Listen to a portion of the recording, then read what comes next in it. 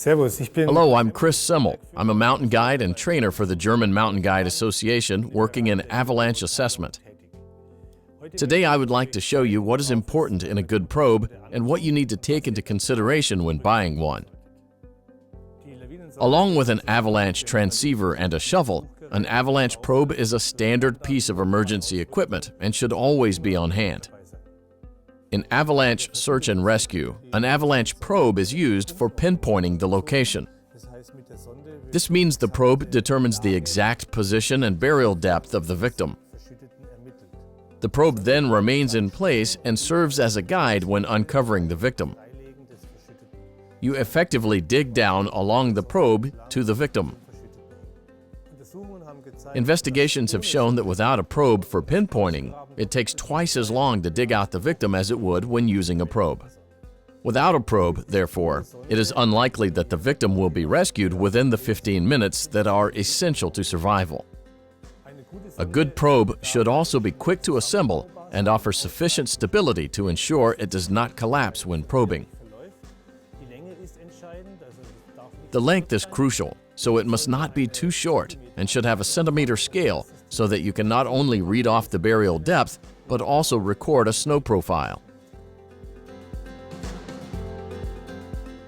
To ensure effective probing, a certain degree of probe rigidity is also important, of course, to ensure the probe does not collapse when probing, resulting in erroneous results.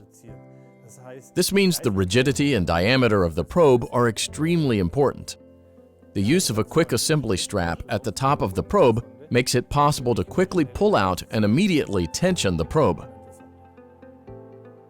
The length of an avalanche probe is also extremely important. Lengths of 2.40 meters are common, as this length allows you to cover the average depth a skier is buried under an avalanche. The tip of the probe is also particularly important. The more pointed the tip, the more easily it penetrates through hard avalanche snow. If the tip of the probe protrudes a little over the diameter, this reduces friction and makes probing easier.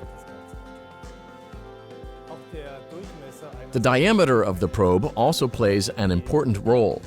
The thicker the probe, the more rigid it is, and the less likely it is to collapse. Of course, a large diameter also means more material and increased weight. However, it is now possible to use carbon, which has an optimum rigidity to weight ratio.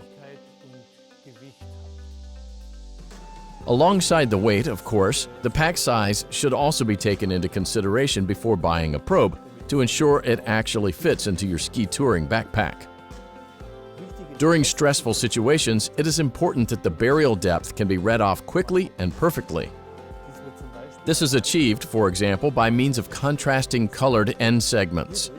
This allows you to read off the burial depth immediately and choose the right shoveling strategy for the situation.